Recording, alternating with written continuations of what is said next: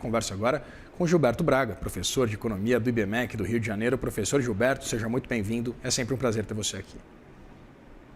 Bom dia, Victor, e com todos os nossos participantes do Money. Professor Gilberto, queria começar entendendo exatamente pegando um gancho, inclusive sobre esse aspecto que a Vitória Queiroz trazia para a gente, essa exposição de mais cerca de 5 bilhões de reais ao Fundo Garantidor de Crédito e essas mudanças nos ditames, principalmente do financiamento, do funding do FGC. Eu queria entender exatamente o que a gente pode acompanhar, apesar desse afastamento, acho que o senhor concorda comigo, desse afastamento de um risco sistêmico. O que a gente pode esperar exatamente sobre impactos dessa nova liquidação? Bom, eu acho que nós temos dois aspectos a destacar. O primeiro deles é de que, do ponto de vista sistêmico, eu concordo com você, é absolutamente relevante dentro do sistema financeiro brasileiro, sistema financeiro nacional, o peso do Banco Pleno. Então, é um banco pequeno e, de alguma maneira, já era algo cogitado, já estava mais ou menos no radar e, de alguma forma, as pessoas se perguntavam por que ainda não tinha acontecido.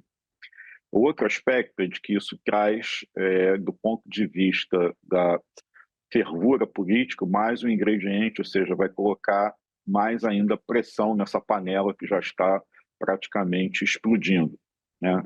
As ligações, como já foram colocadas pelo Danilo na entrada dele com relação ao mundo político, muito provavelmente deve também deixar polvorosa boa parte de Brasília e da chamada política baiana, né? Então, as conexões de casamento, de relações com a direita e com a esquerda, faz com que o controlador, né, do Banco Pleno, o Augusto Lima, ou Guga Lima, como é conhecido no mercado financeiro, seja bastante temido se ele fizer algum tipo de revelação, de delação, de situações que possam vir a trazer fatos novos com relação a todo esse escândalo do Banco Master.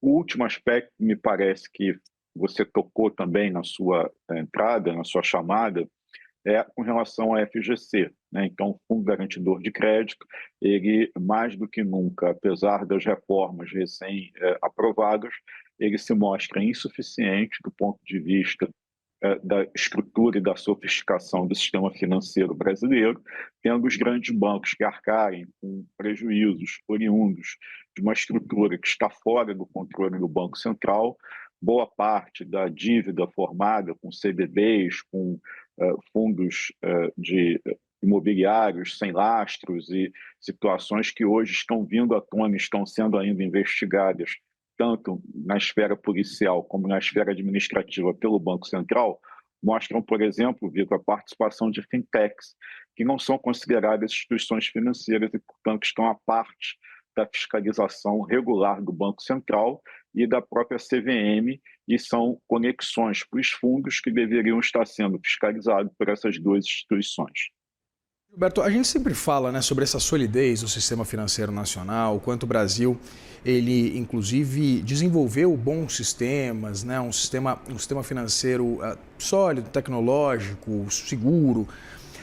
Eu queria entender, apesar desses riscos, né, pontuais, por exemplo, dessas mudanças que o senhor trazia agora, principalmente sobre essa antecipação de recursos pagos pelas principais instituições financeiras ao FGC, eu queria entender, a gente pode esperar algum tipo de revolução do ponto de vista do modelo de negócio dos bancos, principalmente os bancos pequenos e médios, né? Sei que a gente tem que separar exatamente as instituições com boas práticas de mercado, evidentemente das instituições que praticam fraudes, como você disse, tinham a título sem lastro, né? Baseando exatamente essa estratégia de captação bastante agressiva. Mas eu queria entender se a gente pode observar algum tipo de revolução ou algum tipo de limitação de entrantes que tenham essas práticas consideradas talvez duvidosas no mercado?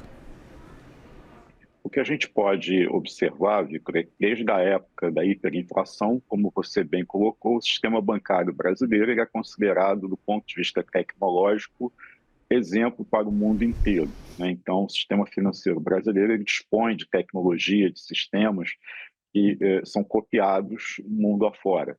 o Pix está aí para ser talvez o expoente mais representativo dessa categoria na experiência mais recente.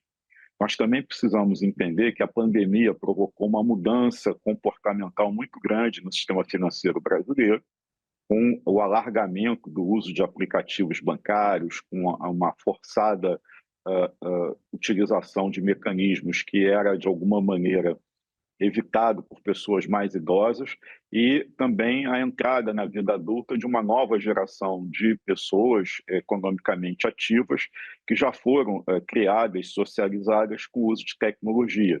Então, você tem hoje um sistema bastante sofisticado, robusto, diversificado e tecnologicamente bastante avançado, sem custos. E aí, voltando à questão do Pix, com inclusão praticamente financeira, onde você tem novos entrantes participando desse mercado que não cobram taxas. Então, se nós nos lembrarmos de alguns anos atrás, nós tínhamos que todos os bancos cobravam tarifas, taxas, valores mínimos de investimentos. Para você fazer um investimento num fundo de ações ou de comprar cotas de um fundo de renda fixa, você tinha que ter, de alguma maneira, ou um volume financeiro mínimo exigido por essas instituições tradicionais, ou então você tinha que pagar uma corretora e pagar uma taxa de corretagem. Isso tudo hoje virou zero e não existe mais valor mínimo, você investe R$5, R$10, R$15 e não tem mais apenas a caderneta de poupança como opção para você fazer, digamos assim, a manutenção da sua aposentadoria, da sua poupança, do seu fundo de reserva. O que eu quero dizer com isso, Vitor? Que nós temos um sistema que tecnologicamente avançou muito mais rápido do que a regulação formal que nós temos nas leis e nos atos administrativos, tanto do Banco Central como da CVM.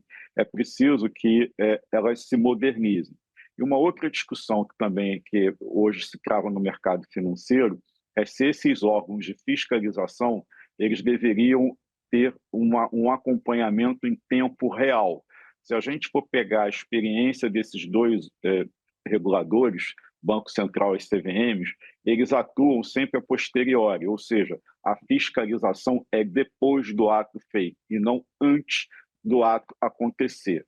Então, com essa sofisticação tecnológica que nós temos hoje, essa discussão ela veio à tona no sentido de que será que não existem mecanismos de acompanhamento que pudessem ter sido ativados para evitar que se chegasse no ponto em que se chegou e com com toda essa consequência, com toda essa repercussão dentro da vida do brasileiro? Então, acho que essa é a grande questão que se tem. Então, se por um lado a gente tem a questão da recomposição do fundo garantidor, ele não pode ser apenas uma apólice de seguro. Por outro lado, existe uma discussão sobre o acompanhamento, a modernização, a atuação dos órgãos reguladores frente ao desenvolvimento dos instrumentos financeiros atualmente utilizados, com a ampliação dos usuários.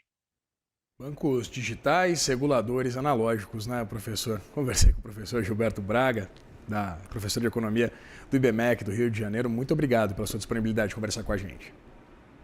Um abraço a todos e até a próxima. Forte abraço, até mais.